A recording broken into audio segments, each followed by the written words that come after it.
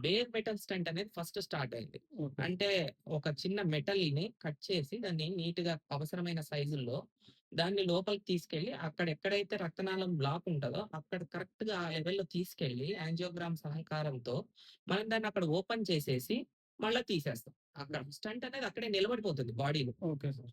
So, ఆ విధంగా start చేసాం. హ్మ్. తర్వాత జనరేషన్ బేర్ మెటల్ స్టంట్స్ అంటాం. ఓకే ఈ సార్. బేర్ మెటల్ స్టంట్స్ ద్వారా వచ్చిన ప్రాబ్లమ్స్ ఏంటంటే, కొన్నేళ్లకి పేషెంట్‌కి అక్కడ ఎక్కువ కొవ్వు పేరుకోవడము, ఎక్కువ రియాక్షన్స్ రావడము, ఓకే సార్. అక్కడ ద్వారా మజిల్ హైపర్ట్రోఫీ జరిగి, అక్కడ ఉండే రక్తనాళం మళ్ళా సన్నగా అవ్వడము, కొవ్వు పేరుకోవడము, రక్తం గడ్డలు కట్టడం అనేటివి జరిగాయి. ఓకే. కాబట్టి నెక్స్ట్ ఏం చేశారంటే, డ్రగ్ ఎల్యూటింగ్ స్టంట్స్ అనేటివి డిస్కవర్ చేశారు. Okay sir.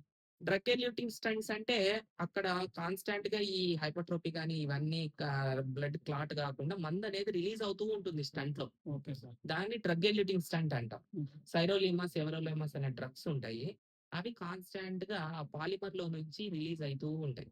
ఈ డ్రగ్ ఎల్యూటింగ్ స్టంట్స్‌ని క్రోమియము, నికెలు అనే ఒక అల్లాయ్స్ ద్వారా తయారు చేస్తారు. ఈ స్టంట్స్ అనేటివి కొంచెం మనకు రక్తనాళం అనేది స్ట్రెయిట్‌గా ఉండవు. ఇట్లిట్లా వంకర్లు వంకర్లు. అట్లాంటి వంకర్లలో కూడా క్రాస్ అయ్యి రక్తనాళం కరెక్ట్‌గా బ్లాక్ ఉన్న చోట వెళ్ళగలిగేటట్టు ఉంటుంది మెటల్. మామూలు మెటల్స్ అయితే అంత ఈజీగా సైడ్ వంకర్లు ఉండే ట్యూబ్స్‌లో క్రాస్ కావు.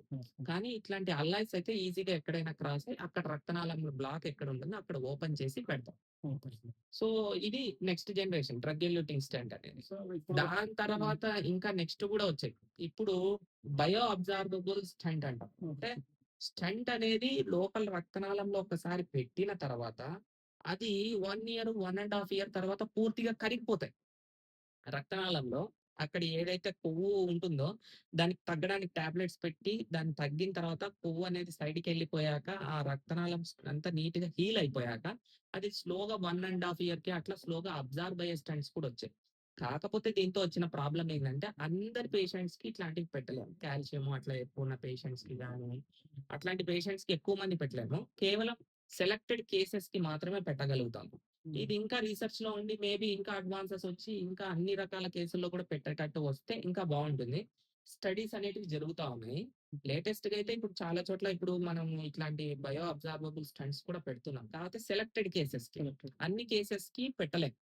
తర్వాత డ్రగ్ ఎల్యూటింగ్ బెలూన్స్ కూడా వచ్చాయి. అంటే మామూలు బెలూన్ కాకుండా బెలూన్ చుట్టూ కొంచెం పొరలాగా మందుంటుంది. ఓకే. ఆ మందు ద్వారా గూడా అక్కడ రక్తనాళాన్ని ఓపెన్ చేసి తీసేటటువంటివి వచ్చాయి. ఇవన్నీ న్యూవర్ టెక్నిక్స్. ఓకే. అంటే కొత్త కొత్త అడ్వాన్సెస్ అన్నమాట. స్టంట్‌లకు సంబంధించిన దాన్లలో కొత్త కొత్త టెక్నిక్స్ అన్నమాట ఇవన్నీ.